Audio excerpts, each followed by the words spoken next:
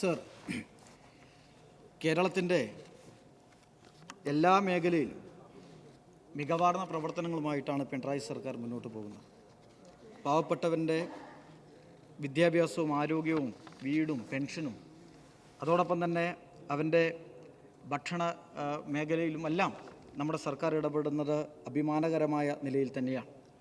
ഇവിടെ പ്രതിപക്ഷം ഈ അടിയന്തര പ്രമേയ നോട്ടീസ് നൽകിക്കൊണ്ട് അവതരണം നടത്തി ചില ഡാറ്റകളെ വെച്ചുകൊണ്ട് കേരളത്തിൻ്റെ സിവിൽ സപ്ലൈസ് മേഖല ആകെ തന്നെ തകരാറിലാണ് എന്ന് വരുത്തി തീർക്കാനുള്ള ചില ശ്രമങ്ങളാണ് നടത്തിയത്.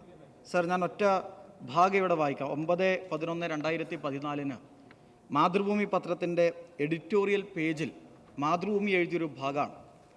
അന്നന്നത്തെ അന്നത്തിനെ ഒഴിവാക്കാനാകാത്ത സാധനങ്ങൾക്കെല്ലാം കേരളത്തിൽ വില കൂടിയിരിക്കുന്നു. 1 കിലോഗ്രാം ചെറുപയറിന് 22 രൂപയും ഉഴുന്നുപരിപ്പിന് 34 രൂപയും മല്ലിക്ക് 52 രൂപയും വർദ്ധിച്ചിരിക്കുന്നു. ഒരുപാട് ഭാഗങ്ങളുണ്ട് സർ. മുളകൊഴികെയുള്ള മറ്റ് പലചരക്കുകൾക്കും വില കൂടിയിട്ടുണ്ട്. പൊതുവിപണിയും സപ്ലൈകോയും തമ്മിലുള്ള അന്തരം ഇതോടെ പേരിന് മാത്രമായി തീർന്നിരിക്കുകയാണ് സർ. ഇതാണ് 2014 മാതൃഭൂമി പത്രം എഡിറ്റോറിയൽ ചെയ്തു സർ. ഇത് UDFൻ്റെ കാലഘട്ടത്തിൻ്റെ സാഹചര്യമാണ്. കേരളത്തിൻ്റെ പൊതുവിപണിയിൽ അതോടൊപ്പം തന്നെ സർക്കാർ സംവിധാനവും തമ്മിൽ സപ്ലൈകോവും തമ്മിൽ അന്തരമില്ലാതെ കേരളത്തിലെ പാവപ്പെട്ടവൻ്റെ പോക്കറ്റ് കാലിയാക്കിയ ഒരു കാലഘട്ടമാണ് UDFൻ്റെ ഭരണകാലം കേരളത്തിലുണ്ടായിരുന്നത്. ഇന്ന് സർ ആ സാഹചര്യമല്ല. ഇന്ന് കേരളത്തിൻ്റെ എല്ലാ മേഖലയിലും സർക്കാർ ഇടപെട്ടു. ഇവിടെ ശ്രീ PC വിഷ്ണുനാഥ് അദ്ദേഹം അടിയന്തര പ്രമേയത്തിൻ്റെ അവതരണത്തിൽ അദ്ദേഹം CPI ഡാറ്റയെ കോട്ട് ചെയ്തുകൊണ്ടാണ് ഇവിടെ പ്രസംഗത്തിന് നേതൃത്വം കൊടുത്തത്. കൺസ്യൂമർ പ്രൈസ് ഇൻഡെക്സ് അതിലൊരു ഭാഗം അദ്ദേഹം വളരെ മനോഹരമായി മറച്ചു വെച്ചുകൊണ്ട് അവതരിപ്പിച്ചു. അതിൽ പണപ്പെരുപ്പം സർ ഒരു രാജ്യവ്യാപകമായ പ്രതിഭാസമാണ്. CPI ഡാറ്റ അനുസരിച്ച് ഇന്ധനം, വസ്ത്രങ്ങൾ, പാദരക്ഷ, സ്വർണം, ആ സ്വർണത്തിൻ്റെ വിലക്കയറ്റം തന്നെ ആഗോള സാമ്പത്തിക മാന്ദ്യവുമായി ചേർന്ന് നിൽക്കുന്ന ഒന്നാണ്. ഈ വിലവർദ്ധനവ് അത് കേരളത്തിലെ പൊതുപണപ്പെരുപ്പിന് കാര്യമായ സംഭാവന ഉണ്ടാക്കിയിട്ടുണ്ട് എന്ന യാഥാർത്ഥ്യത്തെ വളരെ കൃത്യമായിട്ട് മറച്ചുവെച്ചു. സർ, നാം ഒരു കൺസ്യൂമർ സ്റ്റേറ്റാണ്. യഥാർത്ഥത്തിൽ കൺസ്യൂമർ പ്രൈസ് ഇൻഡെക്സിൽ ഇന്ത്യയിൽ ഏറ്റവും കൂടുതൽ വില കയറേണ്ട സംസ്ഥാനം കേരളമാണ് സാർ. ഒരു സംശയവുമില്ല. എന്തുകൊണ്ടെന്നാൽ അത് മറ്റ് സംസ്ഥാനങ്ങളെ ആശ്രയിച്ചുകൊണ്ട് കേരളം നടത്തുന്ന ഇടപെടലുകളാണ്. കേരളത്തിലേക്ക് വരുന്ന ട്രാൻസ്പോർട്ട് ഉൾപ്പെടെ കേരളത്തിൽ വർദ്ധിപ്പിക്കാനുള്ള സാധ്യത, അത് ചെറുപയറായാലും അരിയായാലും ഏത് തന്നെയായാലും വർദ്ധിക്കാനുള്ള സാധ്യത വളരെ കൂടുതലാണ് സാർ. എന്തേ ഇന്ത്യയിൽ ഏറ്റവും കൂടുതൽ വില കയറുന്ന സംസ്ഥാനമായി കേരളം മാറേണ്ട സാഹചര്യത്തിൽ നിന്ന് ഏറ്റവും വില കുറഞ്ഞ സംസ്ഥാനമായി കേരളത്തെ മാറ്റിയത്? അത് കേരളത്തിലെ പിണറായി വിജയൻ ഗവൺമെന്റിന്റെ ഇടപെടലാണ് സാർ, നമ്മുടെ വകുപ്പിന്റെ ഇടപെടലാണ്. ആ ഇടപെടലിന്റെ ഭാഗമായി ഇന്ത്യയിൽ മറ്റ് സംസ്ഥാനങ്ങളെ അപേക്ഷിച്ച് ഏറ്റവും വില കുറഞ്ഞ സംസ്ഥാനമായിട്ട് കേരളത്തെ മാറ്റിയെടുക്കാൻ വേണ്ടി സാധിച്ചു സർ. വിപണി ഇടപെടൽ നമ്മുടെ സംസ്ഥാന സർക്കാർ UDFൻ്റെ കാലഘട്ടത്തിൽ 538.37 കോടി രൂപയാണ് ആ മേഖലയിൽ ഇടപെടലിനായി ചെലവഴിച്ചതെങ്കിൽ ഇന്നത്തെ LDFൻ്റെ കാലത്ത് 7270 കോടി രൂപയാണ് സർ വിപണി ഇടപെടുന്നതിന് മാത്രമായി ചെലവഴിച്ചത് എന്നാണ്. ഇവിടെ വിലക്കയറ്റം തടയാൻ ഈ ഗവൺമെന്റ് നടത്തുന്ന പ്രവർത്തനങ്ങളെ നാം ഗൗരവത്തോടു കൂടി തന്നെ ചർച്ച ചെയ്തു പോകേണ്ടതില്ലേ? സബ്സിഡി വിൽപ്പന, വിലപേശി നേടിയിട്ടുള്ള കിഴിവുകൾ, സൗജന്യമായ കിറ്റ് സർ. ഇത് ഈ ഓണക്കാലത്തിന് മാത്രം 6 ലക്ഷം AY കാർഡുകാർക്ക് സൗജന്യ കിറ്റ് 14 ഇനങ്ങൾ വെച്ചുകൊണ്ട് സൗജന്യ കിറ്റ് കൊടുത്തു സർ. 140 ഓണം മാർക്കറ്റുകൾ സർ. ഇത് കാർഷിക മേഖലയെ കുറിച്ച് പറഞ്ഞല്ലോ. ഈ ഓണക്കാലത്ത് മാത്രം 2000 കർഷക ചന്തകളാണ് സർ കേരളത്തിൽ വിലക്കയറ്റം പിടിച്ചു നിർത്തിക്കൊണ്ട് സാധാരണക്കാരന് പച്ചക്കറി ലഭ്യമാക്കാൻ ഇടപെടലുകൾ നടത്തിയിട്ടുള്ളത്. അത് അഭിനന്ദനാർഹമായ നിലയിൽ തന്നെയാണ് ഈ പ്രവർത്തനങ്ങൾക്ക് നമ്മുടെ ഗവൺമെന്റ് നേതൃത്വം കൊടുത്തത് സർ. ഇവിടെ പറഞ്ഞു വെളിച്ചെണ്ണ. പ്രതിപക്ഷ നിരയിൽ നിന്ന് എല്ലാവരും വെളിച്ചെണ്ണയെ കുറിച്ചാണ് പറഞ്ഞത് സർ. പ്രതിപക്ഷം അടിയന്തര പ്രമേയം നടത്തിക്കൊണ്ടിരിക്കുമ്പോൾ ബാംഗ്ലൂരിൽ എൻ്റെ സുഹൃത്തിനെ മാർക്കറ്റിൽ ഞാൻ വിളിച്ചു സർ. അവിടെ എത്രയാണ് ഇന്നത്തെ വെളിച്ചെണ്ണയുടെ വില? അദ്ദേഹം പറഞ്ഞു ലിറ്ററിന് 550 രൂപ. കോൺഗ്രസ് ഭരിക്കുന്ന ബാംഗ്ലൂരിൽ ഇന്ന് വെളിച്ചെണ്ണയുടെ വില 580. നോക്ക്, കേരളത്തിൽ നിങ്ങൾ പറഞ്ഞല്ലോ വെളിച്ചെണ്ണയുമായി ബന്ധപ്പെട്ട് 429 കേരള മാർക്കറ്റിൽ 529 1 ലിറ്റർ വെളിച്ചെണ്ണ കൊണ്ടാകുമ്പോൾ കേര വെളിച്ചെണ്ണ വിൽപ്പന നടത്തി 429.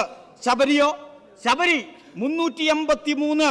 അത് സബ്സിഡി നിരക്കിൽ വരുമ്പോൾ 319. സർ, എത്രമാത്രം ഗൗരവമായിട്ടാണ് കേരളത്തിന്റെ ഈ മേഖലയിൽ നമ്മുടെ സർക്കാർ വകുപ്പ് ഇടപെടുന്നത് എന്നതിൻ്റെ ഏറ്റവും പ്രധാനപ്പെട്ട ഉദാഹരണമാണ് സർ. നോക്ക്, ഓണക്കാലത്ത് 22,36,441 ലിറ്റർ ശബരികേര വെളിച്ചെണ്ണയാണ് സർ കേരളത്തിൽ വിൽപ്പന നടത്തിയിട്ടുള്ളത് എന്ന് നമുക്ക് കാണാൻ വേണ്ടി സാധിക്കും. ഞാൻ ഇൻഫ്ലേഷൻ റേറ്റിനെ കുറിച്ച് ഇവിടെ പറഞ്ഞു സർ. ഞാനതിൻ്റെ മറ്റു ഭാഗങ്ങളിലേക്കൊന്നും പോകുന്നില്ല. കേരളത്തിൽ സ്വർണം വെളിച്ചെണ്ണ മൂലം വർധനവ് മാത്രമാണ് ഈ വില വർധനവ് കേരളത്തിൻ്റെ ഇൻഫ്ലേഷൻ റേറ്റ് ഉയരാൻ കാരണം. സർ, ഇപ്പോഴത്തെ ഇൻഫ്ലേഷൻ റേറ്റ് നേരത്തെ പ്രേംകുമാർ MLA പ്രസംഗിക്കുമ്പോൾ പറഞ്ഞു, നിങ്ങളുടെ കാലത്ത് UDFന്റെ കാലത്ത് 2013 ഇൻഫ്ലേഷൻ റേറ്റ് 14.22 സാർ. ആ 14.22 ഉണ്ടായ നിങ്ങളുടെ കാലത്തെ വെച്ചുകൊണ്ടാണ് ഈ കേരളത്തിൽ വില പിടിച്ചു നിർത്തിയ ഈ ഗവൺമെന്റിന്റെ ഇൻഫ്ലേഷൻ റേറ്റിനെ വെച്ചുകൊണ്ട് നിങ്ങൾ താരതമ്യം ചെയ്യാൻ വരുന്നത്. ഞങ്ങളത് 5ലേക്ക് എത്തിയിരിക്കുന്നു. അത്രയും മാതൃകാപരമായ ഇടപെടൽ വിപണിയിൽ ഈ കേരളം നടത്തിക്കൊണ്ടിരിക്കുകയാണ് സർ. അവിടെ വളരെ പ്രധാനപ്പെട്ട ഒരു ഭാഗം ചർച്ച ചെയ്യേണ്ടതില്ലേ? കേന്ദ്രത്തിന്റെ നിലപാട്. നിങ്ങൾ ഈ പ്രമേയത്തിന് ഏതെങ്കിലും ഒരു ഭാഗത്ത് കേന്ദ്ര നിലപാടിനെ കുറിച്ച് പറഞ്ഞോ? ഈ പ്രയാസങ്ങൾക്കും പ്രശ്നങ്ങൾക്കും തുടക്കം കുറിച്ചത് നിങ്ങൾ കേന്ദ്രം ഭരിച്ചപ്പോഴാണ്.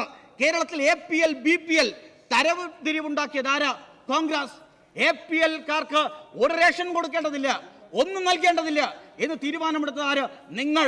പക്ഷേ കേരളത്തിലെ ഇടതുപക്ഷ ഗവൺമെന്റ് APL BPL വ്യത്യാസമില്ലാതെ എല്ലാവർക്കും അരി കൊടുക്കുന്നതിന് വേണ്ടി നടപടി നടത്തിയത് വിലക്കയറ്റം പിടിച്ചു നിർത്താനും സാധാരണക്കാരൻ്റെ ജീവിതത്തെ മികവാർന്ന നിലയിൽ മുന്നോട്ട് കൊണ്ടുപോകാനും ഇടയാക്കിയിട്ടുണ്ട് സാർ. നിങ്ങൾ അശാസ്ത്രീയമായിട്ടാണ് APL BPL തിരിച്ചത്. ഇത് ഈ ഗവൺമെന്റ് മാത്രം 5.77 ലക്ഷം കുടുംബങ്ങൾക്കാണ് BPL കാർഡ് നൽകിയത്. ശാസ്ത്രീയമായി പഠിച്ച് BPL കാർഡ് നൽകി ഈ ഗവൺമെന്റ് ആ മേഖലയിൽ ഇടപെട്ടു.